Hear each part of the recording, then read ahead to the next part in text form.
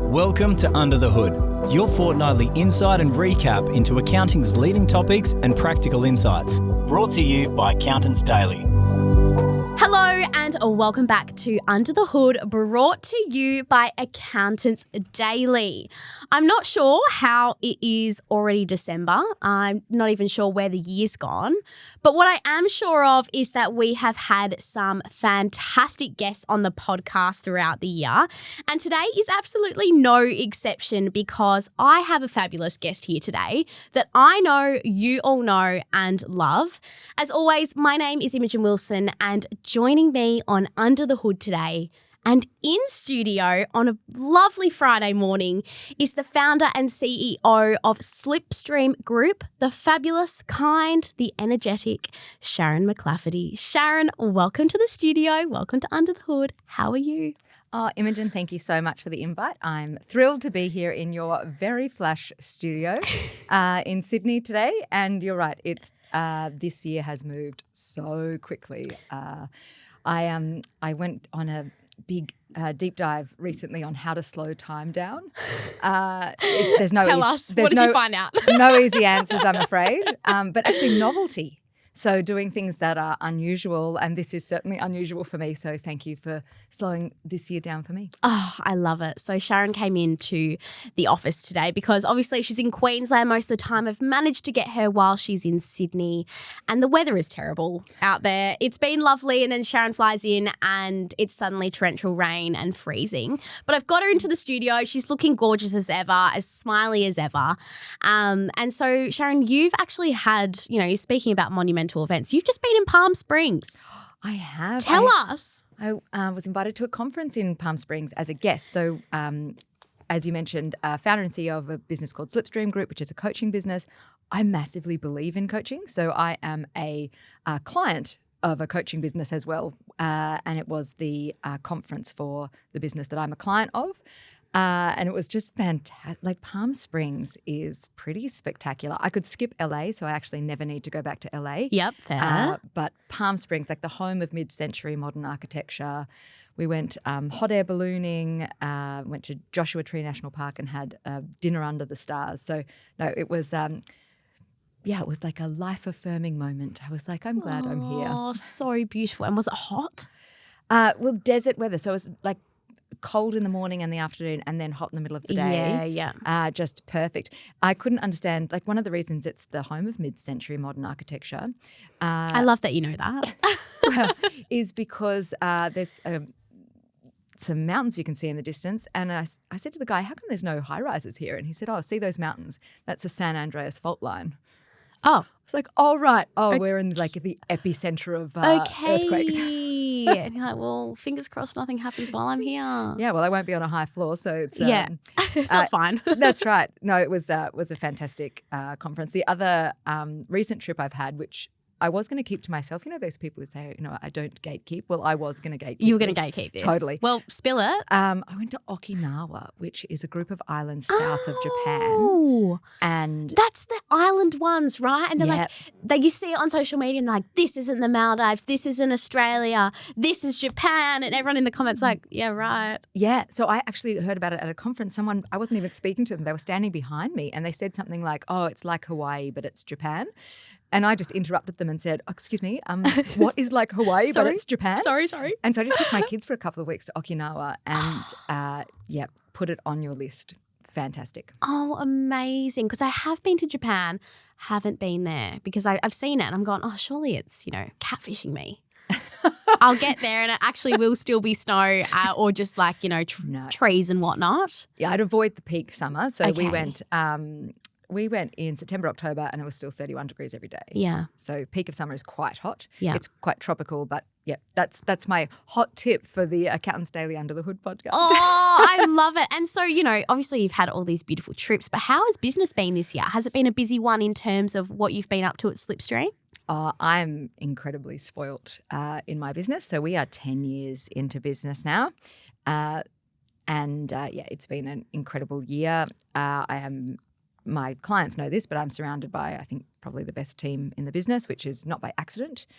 So all of our coaches have owned, operated and successfully exited their own firms.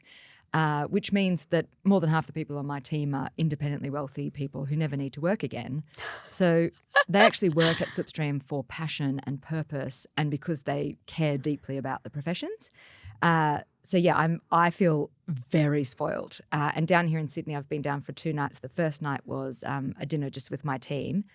And I just had to sit there thinking how grateful I am to be surrounded by people who love business, and they shared all the client stories that they're working on. And then last night we had 50 of our clients at a private dinner. Beautiful. And then one of our clients said, it's my rooftop is across the road. So then we end up on his office rooftop with all the clients.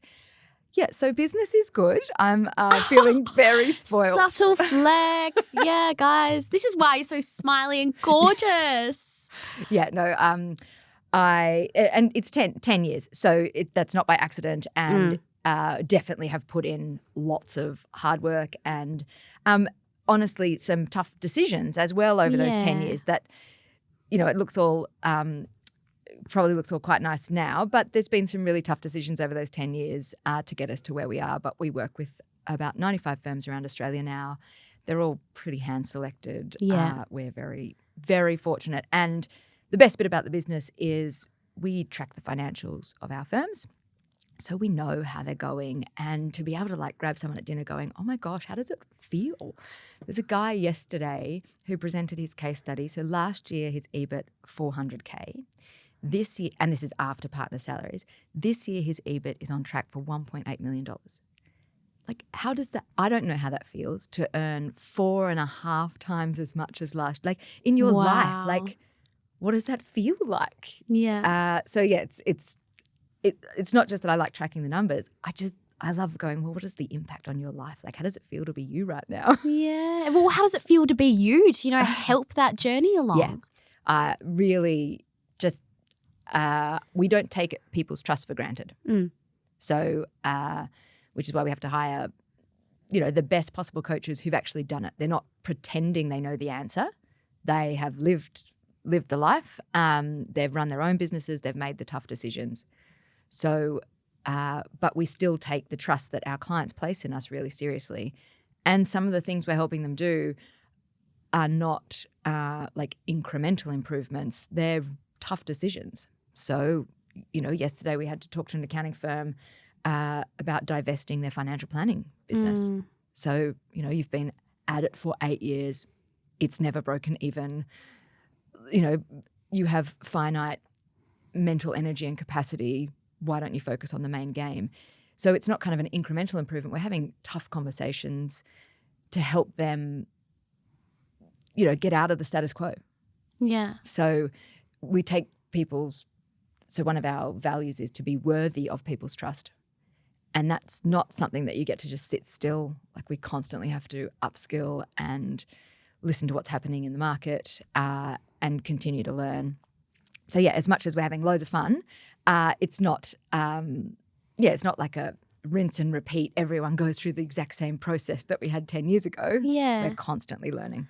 Which is so nice to hear you talk about, because it's so clear that you are so passionate about that. And I think just your passion alone would make, any client so lucky to work with you, And that's I have someone close in my life who's in law, and he said to me, he said, I wish I loved it, because it would be so much easier to turn up to work and do what I do and work 80 hours a week if I loved it. And he looks at me and he's like, what is it like having having a job? And you're sitting there smiling going, yay! It's I would definitely do this for free. I plan to do this for a really long time.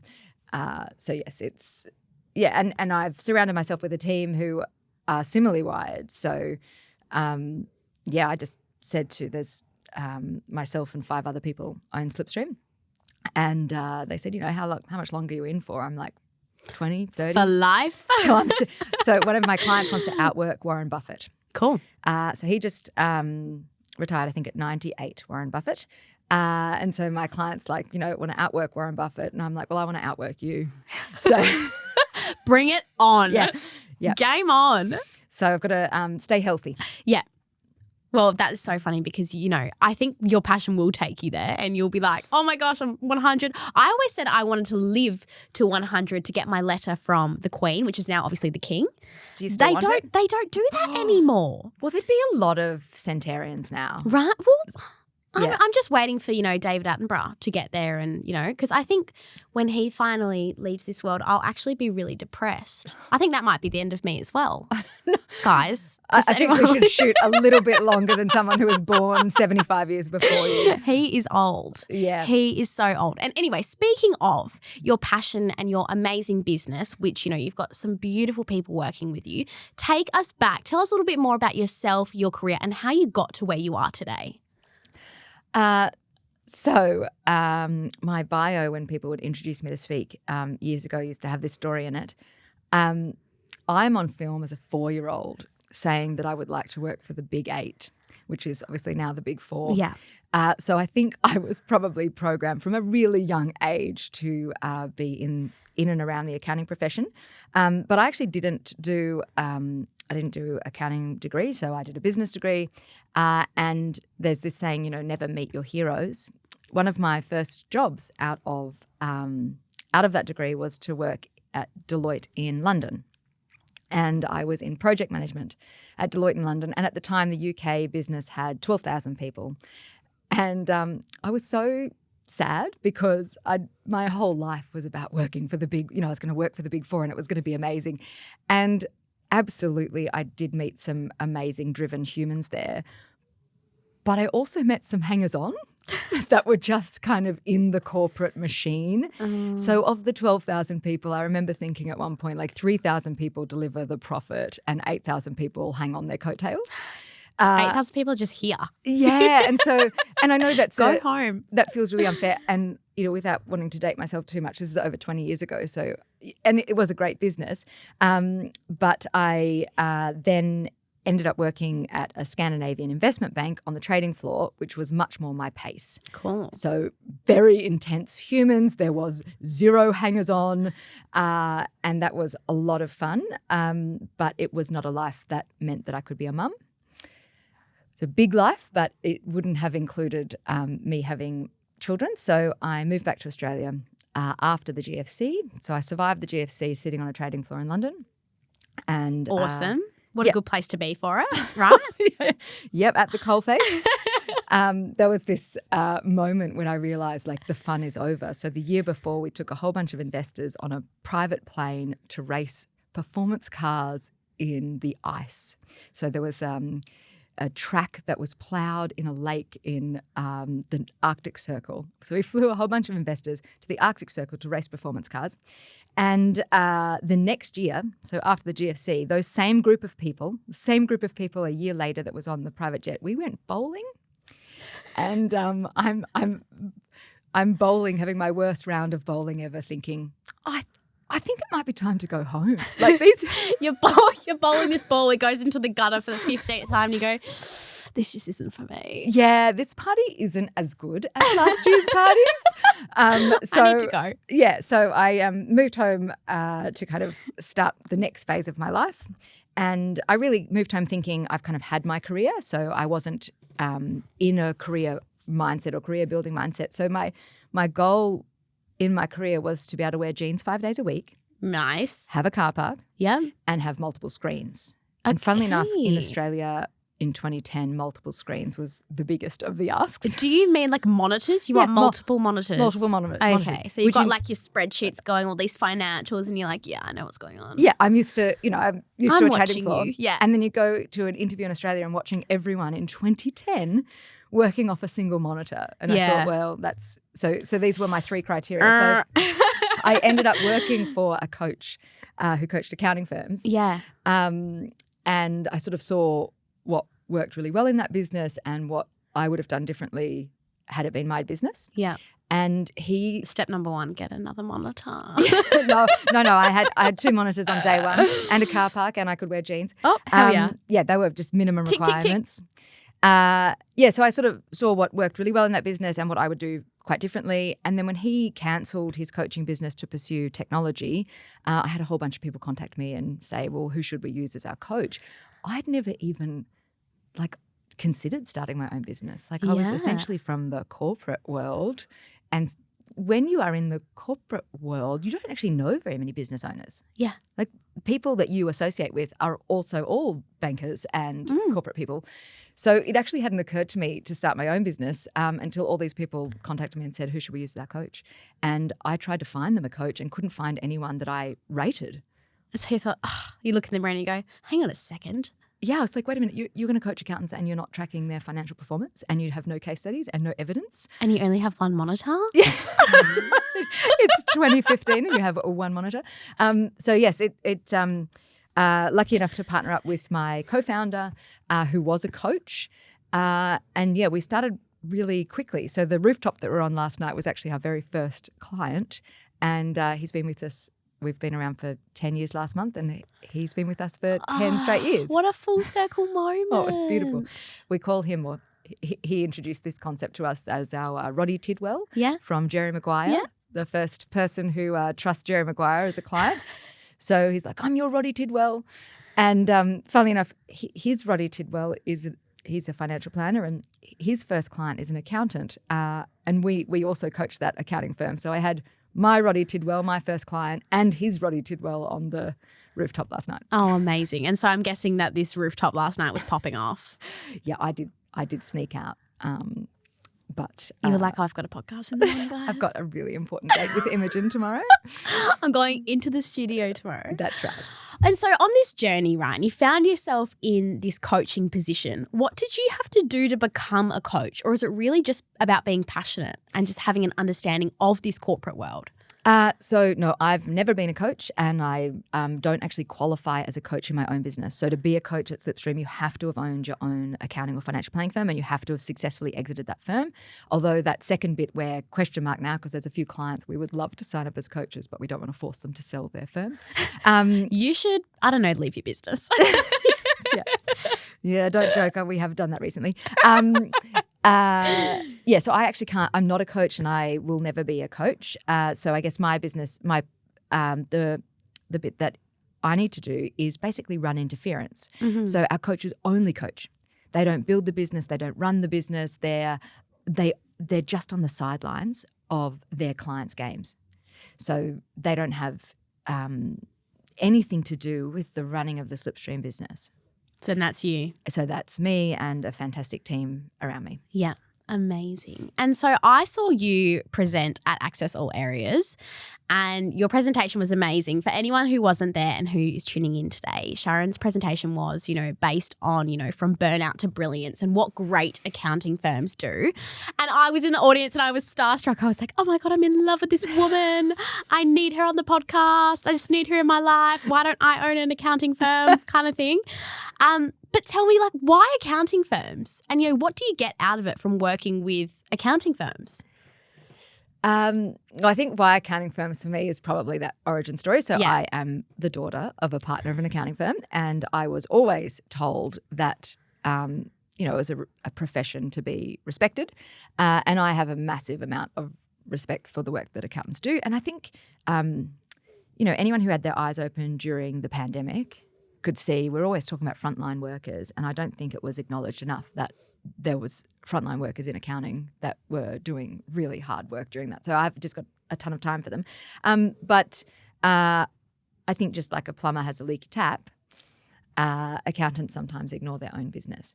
So I find... Sorry, guys. Yeah. Sorry. Well, it's not really. Sorry. It's like I think they're quite selfless. Yeah. Like they would take a bullet for their clients.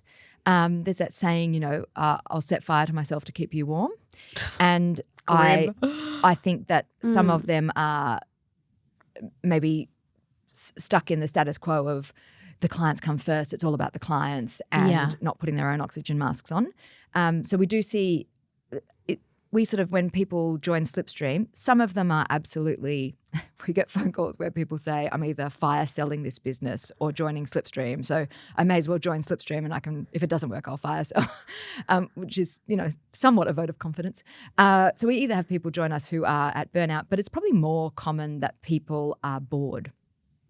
So it's probably more common that people start with us when they're bored or they just want like a personal trainer for their business. We have some people who start with us that are super ambitious. So want to get from 2 mil to 10 mil, but I just want to do it the fastest kind of way possible. We get the whole gamut. We work with firms from $500,000 to $25 million at the moment. And I have different coaches depending on where people sit there. I guess why accountants is I was probably born into this role. She bleeds accountant. Yes. Some of my first memories are being spoken to, like think back now, are being spoken to like an accounting grad. Like my father would come home and talk to myself and my siblings and say all the things he'd wanted to say to the grads at work to us as... Everyone sit down, I've got something to say. I'm practicing. Yeah. His frustration with, it's not good enough. Like it needs to be better. Yeah. And I'm there, I'm like, I'm 5. And you're like, I know it needs to be better, Dad. I know. Yes, I don't know that I necessarily had another option than accountants. And lots of people say to us, so we work with accountants and financial planners. Yeah. And partly because they're often integrated. And lots of people say to us, would you take on lawyers or mortgage brokers? And the answer is no. No way. I don't like complexity in my life. Yeah. Like, why? Also, lawyers would be tough. I have a lot of people coming in here and going, the lawyers. Yeah, I don't need that level of complexity. And I've always said I don't want to run a big business with a small impact on people. I'd rather run a business that has a massive impact on the people we work with. Beautiful. And so I feel like adding additional disciplines would dilute maybe the impact we're having. Yeah. And so accounting firms then, would you say are easy to work with or tough to work with? Or it's a challenge that you love? So there are versions of firms that are easy to work with. Yeah. I would say we work with quite a few multi-partner firms. Yeah. Every additional partner adds some additional complexity. And so we're quite fortunate in that we're at a point where we can sort of say yes or no to clients because we've been in business for 10 years, and I hope that people listening force themselves to be at that point. You're allowed to say no to potential clients. And so for a 9-partner firm, if they're talking to us about engaging Slipstream, it's really easy. We either have 9 yeses or we don't start. Okay. Like we're not going to have 8 yeses and 1 no and start coaching that business. Right. Because we have finite capacity. We'd rather work with people who want to work with us. Yeah. So I would say some of those bigger firms with multi-partners are, bigger ships to turn. But as long as we have consensus at the leadership that they all want change, we don't even need them to be aligned on what the future is. We just need them to be aligned that we don't want today. Yeah, okay. So we're happy to invest in not the status quo. Yeah. And people start at different levels of fear with that unknown, kind of we're going to make changes and how's that going to impact me? We're very used to dealing with overcoming those fear and objections to kind of decision making. Yeah, and then we work with some people who are just a complete breeze. Like the dinner the other night, the coaches were all doubling down going, they are the nicest humans. They're the nicest humans on the planet. They should be the tributes when the aliens come and say, who would you like to represent? We should send those to. So we're really fortunate. We also work with people that are just, we're so excited to see them win. And you go like, because we've been doing it for so long, we can kind of see what's going to happen to someone's financials and someone's life before they can see it. Yeah. And there's this new client who at this dinner, the coach is like, it's going to be magnificent. Like it's going to be, and it's just like, and he's like, couldn't happen to a nicer guy. And I've actually known that person. So I met him when I moved back to Australia. I would have met him in 2010. And he only started working with us 6 months ago. You're playing the long game. Oh, for sure. I'll get you one day. Like I haven't really kept in contact with him. I mean, I'm sure lots of people listening now, we sort of say hello at conferences over the last 15 years. And there'll be people listening now where we have a joke that, the 11 of us turn up at the opening of an envelope and kind of have done for a long time, as is the, accounting Twitterati or glitterati. But yeah, so there's just a person who kind of I'd always high-fived at conferences. Yeah, of course. And it's I went and did a deep dive into his financials, and I know the projects he's working on, and it's going to be magnificent, and it's going to be quick. Wow. So- and do you tell them that, or do you kind of keep it under Oh, wraps? he knows. and No, yeah. he knows. We've budget. We've got like where we force accountants to do budgets for their own businesses. They'll be like, oh my God, what? Whoa, mic drop. What do you mean? I know. We've had so many firms say to us, I've been in business for 30 years and I've never done a budget on my own business. And then they hand us one and we say, that's actually really bad. Like, go do it again. This is terrible. Yeah, last year plus 5%. We're like, no, What? wrong answer. Yeah. Go do it again. So he is actually, they often don't believe it's going to happen, but it's certainly documented. If we take these actions and do these things, then this is the likely outcome. So yes, he knows. He's pretty excited, and everyone says to me, I'll wait to celebrate, which is the right answer. That's the right answer. But we had another guy last year, and I called him in mid-June, and the year before he'd done 340 profit, and he was going to do $1 million, right? And he's worked with us for a while, so that one isn't quick. He'd invested a lot of time in getting factory and systems and all these things right. And then sort of year 3, we got to jam all this work into this system that was now really profitable. And so he went from sort of 340, and I called him mid-June because he was on track to $1 million of profit after his salary, solo owner guy. Wow. And he's like, don't, I don't want to talk about it yet. I don't want to jinx it. I'm like, you have 11 business days to go. You'll be, I think we're fine. He's like, no, I don't want to jinx it yet. And that's a guy who, during his business journey as a sole owner, it has not been an easy run. He ended up selling his family home to keep that business running. And so that guy, it's not about the money. It's about, him sending me a photo of the key of his new house. Yeah, and it just being worth it, All of the, the guy's been in business for 20 years. Yeah. And for most of that time, he didn't own his own home. I often get caught up in the numbers because that's my skill set. Yeah. It's the hanging out with people whose lives are improving rapidly. And changing. And you're like, that's pretty cool. Yeah, and making decisions. None of that's happening by accident. And some of our firms who've done the best, they say to me, every quarter was hard. That was a really, really hard journey. Yeah. I'm like, great. Yeah, but it makes it more, enjoyable in the end because you're like, yeah, I did that, or we did that. Yeah. You helped us do that. Yeah, we we call it Slipstream because it's not about it's not about making it up as we go. Yeah. We always are looking for case studies. So what do you want to do? You want to go from 2 to 10 mil. Great. Who's done that before? How did they do it? Do you want to do it through organic growth or acquisition or a mix of those? So let's go find someone who's done it before, so see what we can learn. Yeah. And we'll do it quicker and better. Cool. So we're probably not at the bleeding edge of innovation. Yeah. Do you know what? The bleeding edge of innovation is quite expensive. I love it, and there's lots of people who are super passionate about AI, and they're building bots, and I love how much that they're sharing in the accounting community. I would say that the average project that we're working with firms on is not the bleeding edge of innovation. It's the easy, foundational, let's get a business that works, that you have control over, that has KPIs that hit your box, that employs good people with a good culture. So we're not at the bleeding edge of innovation. Yeah, absolutely. And so if we talk about your process, because it sounds like, it's a process that gets results, and that's what you do. That's what you're aiming for.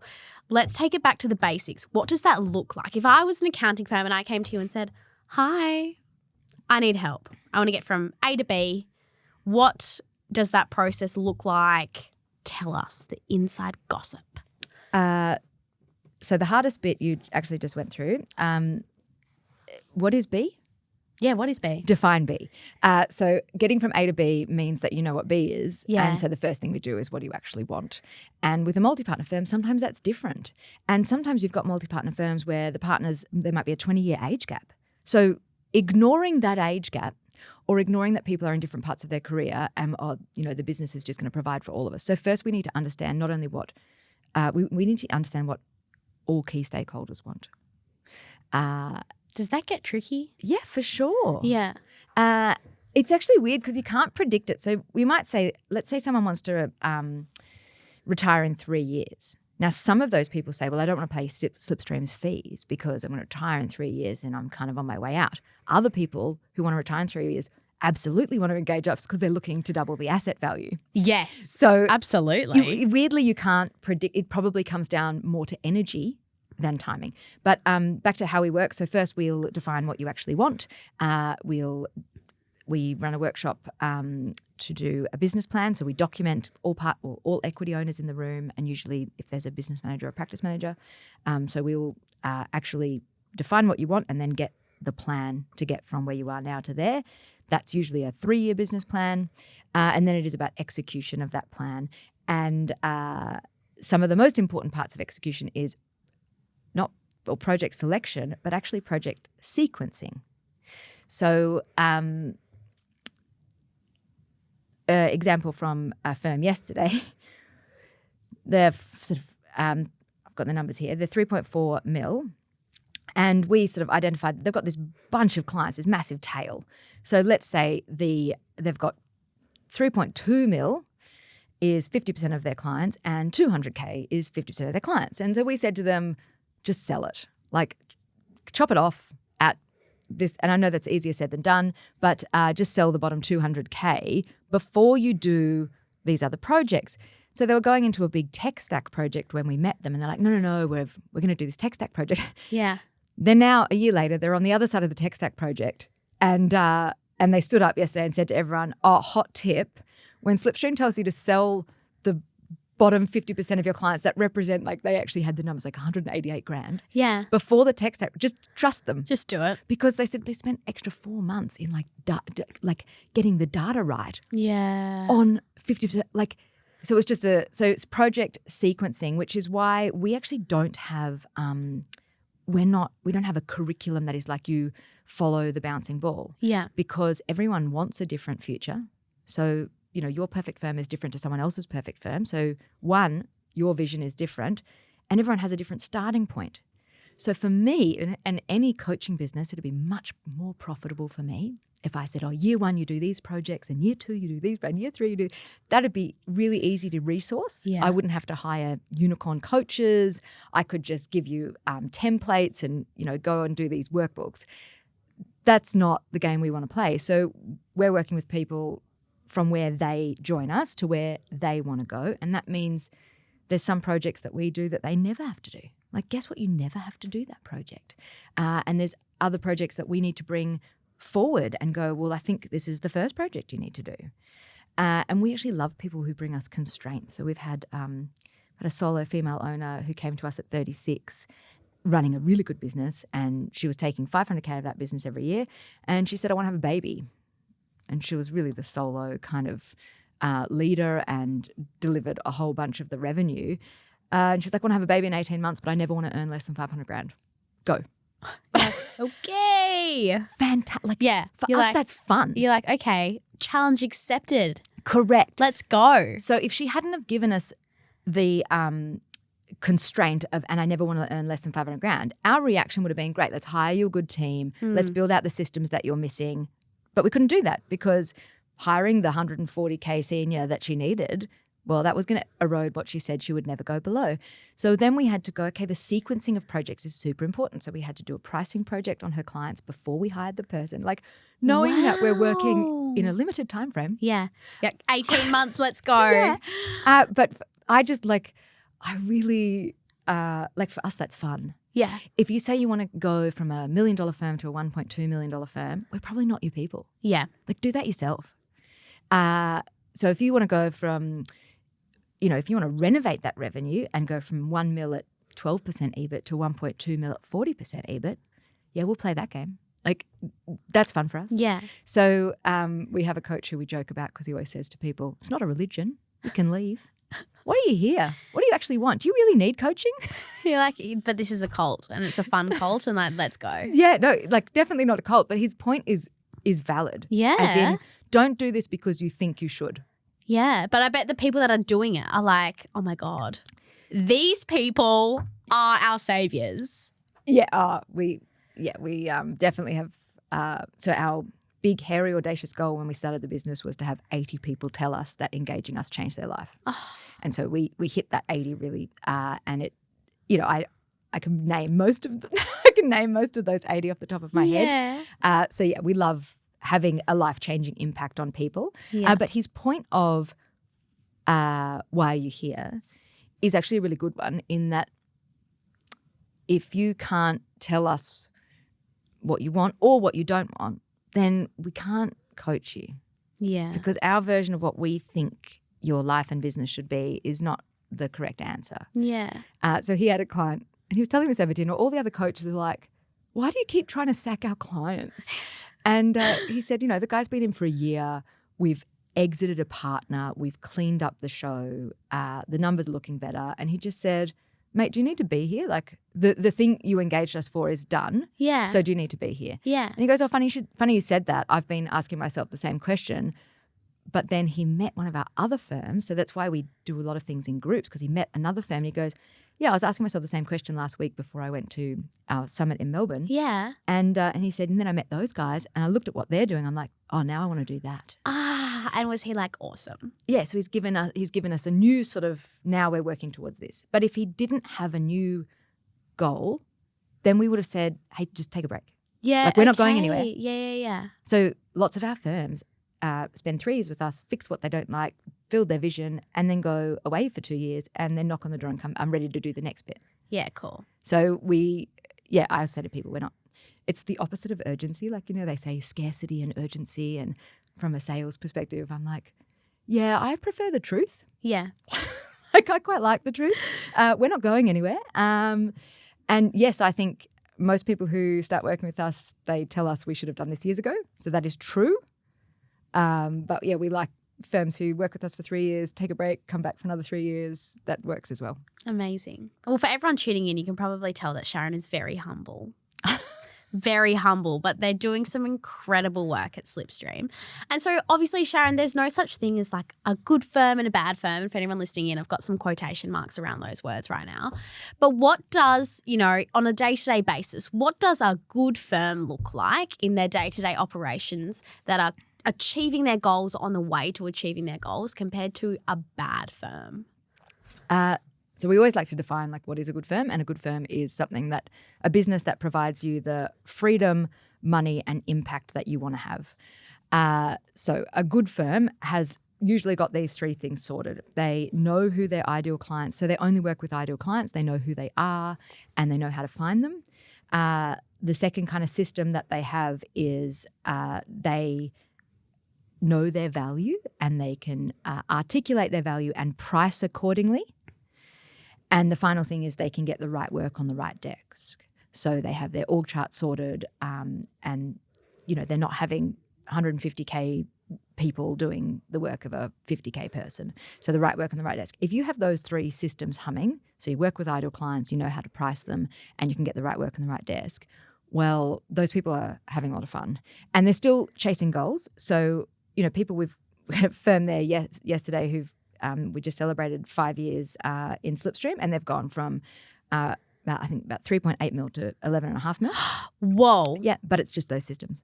So if I look at their business, what's the secret? 100%, there is no secret outside those 3 things. Wow. And when they kind of accepted their gift for 5 years in the Slipstream, they're like, can we do the next 5 years faster? Okay. Bring it on. But yeah, so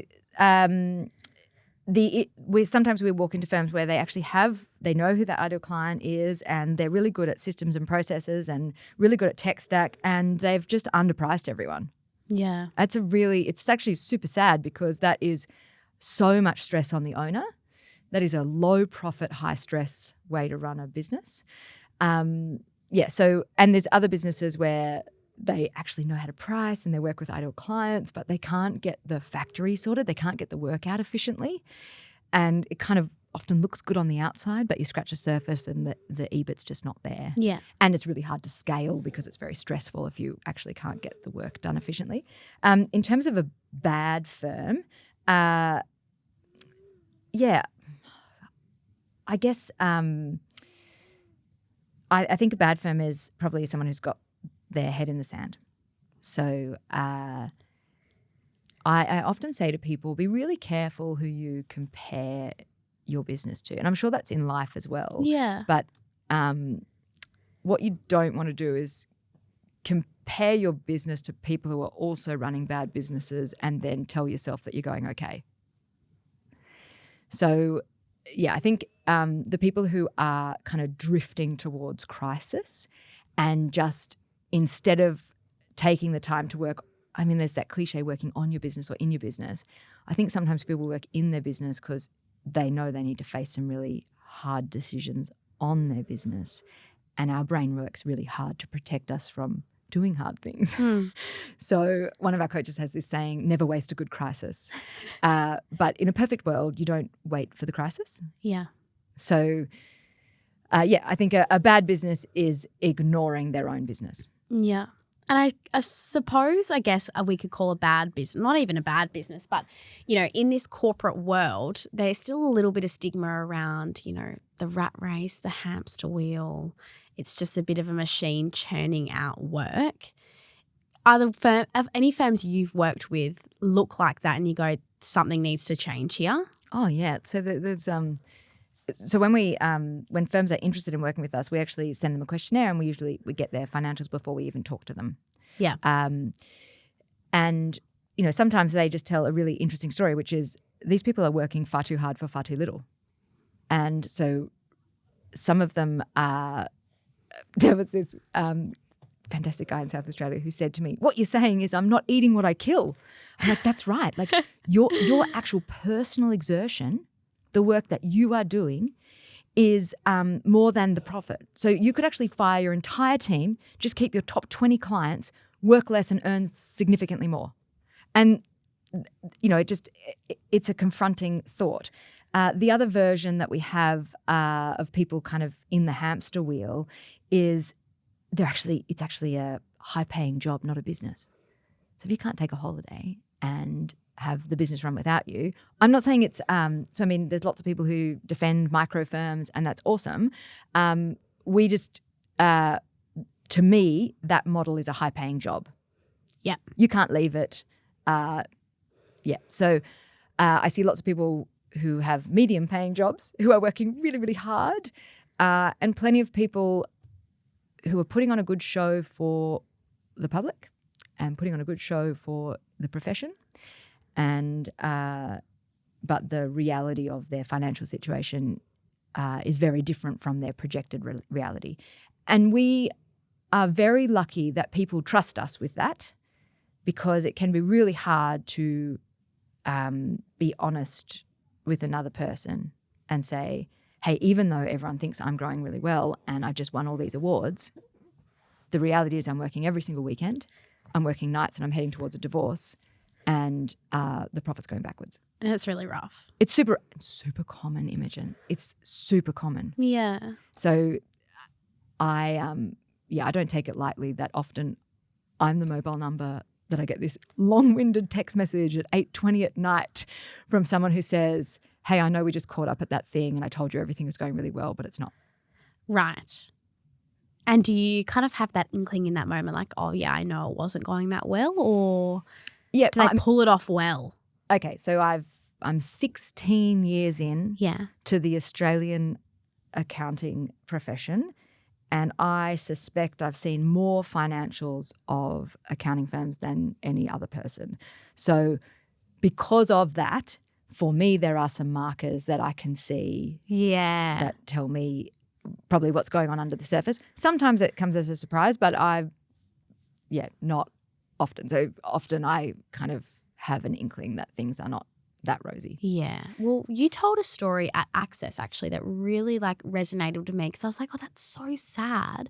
But how amazing that you helped this person, of a lady who had been working so hard, you know, burning the candle at both ends.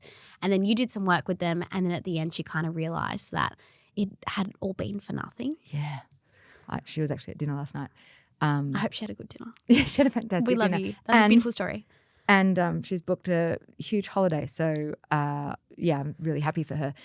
So, yes, she and I think lots of people work really hard for their clients. And so she had a major client leave. And then when she looked at it, she was like, I did all that work and I never priced it well enough. So actually I've just devoted 20 years of my life while I was raising young kids. I didn't even make that much money from it. So, it's horrendously devastating, but she's, also young enough that she gets to put the lessons from that into practice in the future of her business. But I see lots of people who, that saying that people have with us, which is I should have done this years ago. Yeah. And it's that they're working really hard and they're really good humans and they're watching their clients make a lot of money often. And some of them go, oh, wow, I wish. And, the clients sometimes aren't paying their fees and then going on these big holidays. And so I love it when people step out of the I'm a senior accountant and into the I'm a business owner that deserves respect. Damn right. So we get to see that all the time. Yeah. And you never go back. So no one who has that, it's like a paradigm shift. Yeah. From I own the business, but really 95% of my time I'm a senior accountant. Yeah. And therefore I don't push back on clients and I, have this big debtor book that I'm ignoring. To actually I'm a business owner deserving of respect, and if you want to engage my services, you'll come to the table with respect and pay my bills. Which is so important, but I think such a hard mindset thing for some people because, sometimes we grow up and you go, this is what you need to do to earn respect. You don't just, have it straight off the bat, which I think would be so hard for people that you work with too, that you get to turn that around for them, which would be amazing. There's actually a little trick for people listening that one of our clients shared with me. It's called the hot shot rule. And the hot shot rule is imagine something happens to you. It doesn't have to be terrible, but it's pretty terrible because you have to leave your business with no notice and you cannot engage with anything. So you can't engage with your inbox. So you're in hospital, you're in a coma, but you're safe, you're fine. And a hotshot, someone you really admire, is available to come in as a locum and run your business for 6 months, right? So you super admire, they're an amazing business person and they get to step in and sit in your seat. On day one, what do they think and say about how you're running the business? Oh. So maybe they say something like, I wonder why she's doing this. Yeah. Or, this org chart makes no sense. Yeah. Or why are they carrying all these clients that are not profitable? So you step out of your day to day and imagine a hotshot is sitting in your seat. What would they do? So we have this guy's so clever. As an accountant, he's just a brilliant mind, but he just hasn't turned that mind on his own business. And my coach said to him, split this revenue. What is the revenue made up of? And the guy's like, accounting. What do you mean split the revenue? And he's like, well, just, can we split it up into clients that are paying us over 10, between 5 and 10, 3 of our. And so we did that work and sort of split it all up. So he has 2.55 million revenue. 280K of that revenue is 175 clients.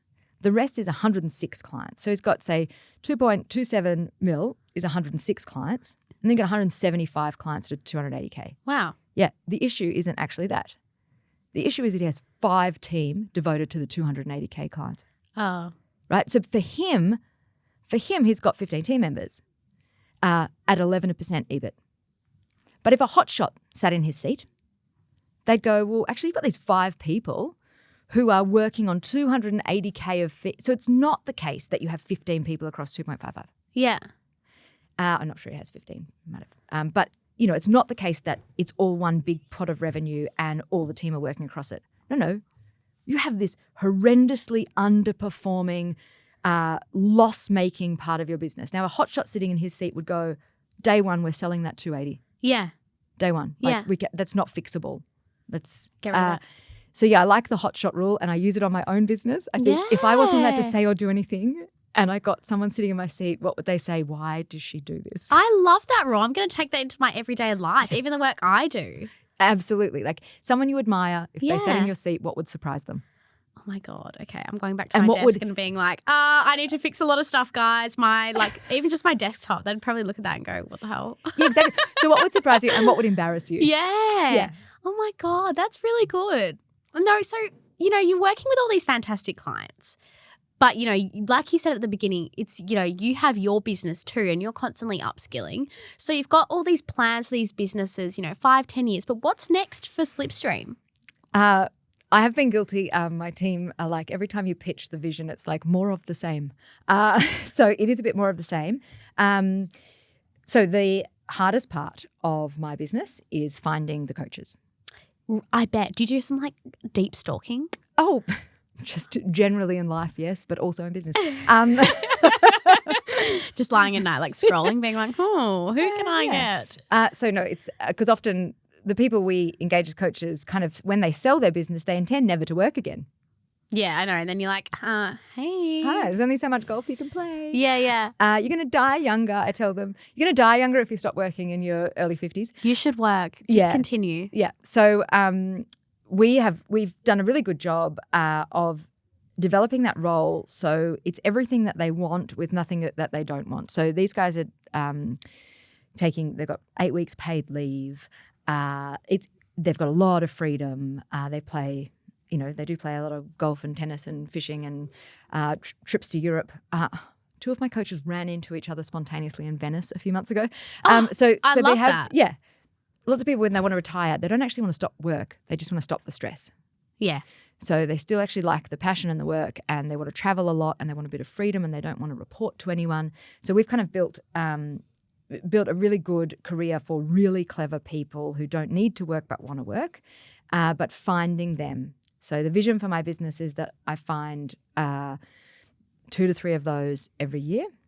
And if we don't, we just won't grow.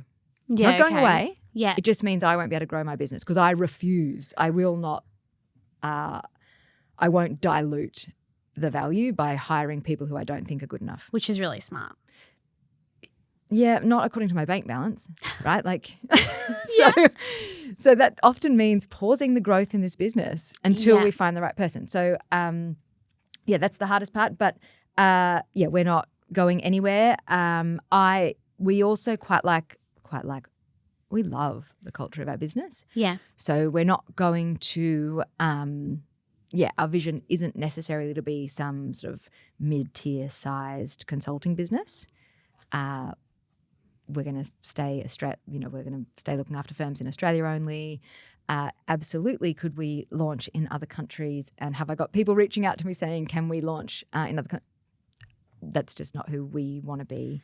Okay. And it's like business by design. That's what we teach. Yeah. So I think I shared at that Access All Areas event. Last year, I took 8 overseas trips for 13 weeks away from the business without my laptop. Amazing. So I actively make decisions so that I don't just run a business I enjoy, but I have a life that I enjoy. And that's what everyone wants. That is the goal. That's the dream. I mean, I heard that and I was like, okay, this girl knows what's going on. She's got it.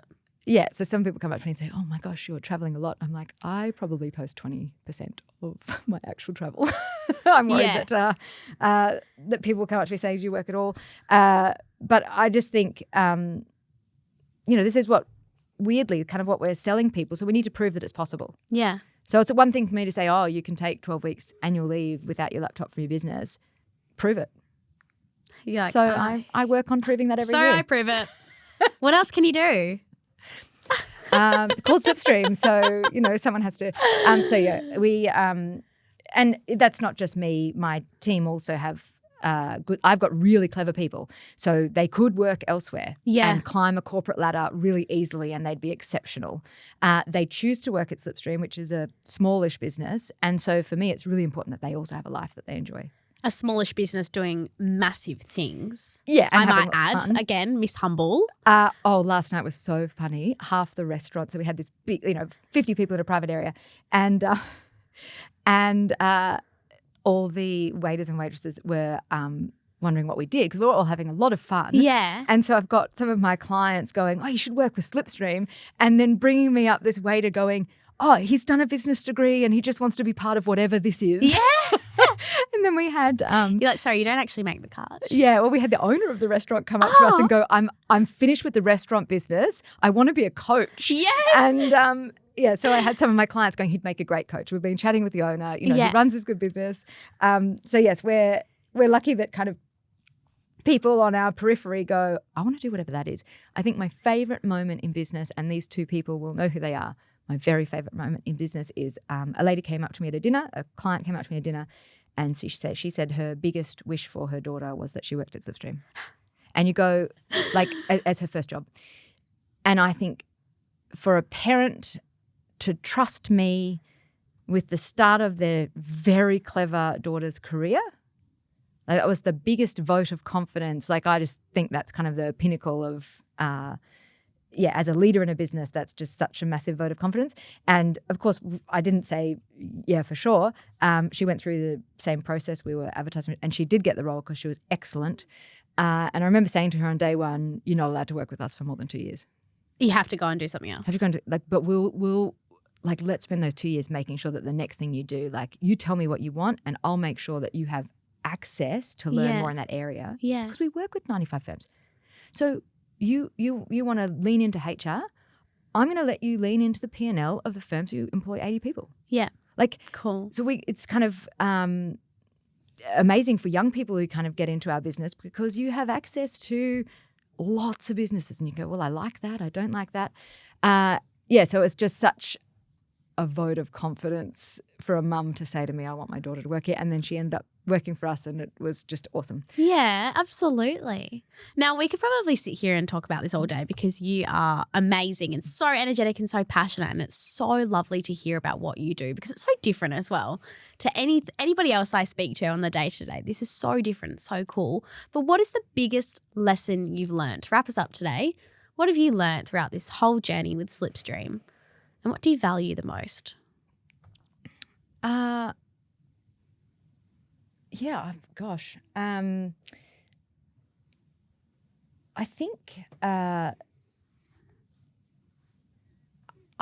think people should have more fun in business. So there is a great book by a guy called Derek Sivers, and it's called Anything You Want. And I think lots of people think that there are all these rules in business and you've got to follow the rules. There actually aren't anywhere near as many rules. So I would like people to have high agency.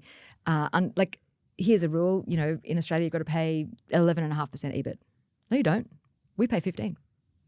Like, that's the minimum. So just, I guess my biggest lesson is I'd love people to take the shackles off and have a bit more fun in business. Amazing. Well, Sharon, thank you so much for joining me on Under the Hood today. It's been amazing having you. It's been fun, I might as well add as well. And thank you so much for coming into studio, into dreary Sydney. Thank you so much for the invite, Imogen, and the best studio I have ever been in. If you would like to contact me, you can reach me at imogen.wilson@momentummedia.com.au. To all of my listeners, thank you so much for tuning in to this really fun episode of Under the Hood with Sharon McClafferty. Until next time, bye for now. The information featured in this podcast is general in nature and does not take into consideration your financial situation or individual needs and should not be relied upon. Before making any investment, insurance, tax, property or financial planning decision, you should consult a licensed professional who can advise whether your decision is appropriate for you. Guests appearing on this podcast may have a commercial relationship with the companies mentioned.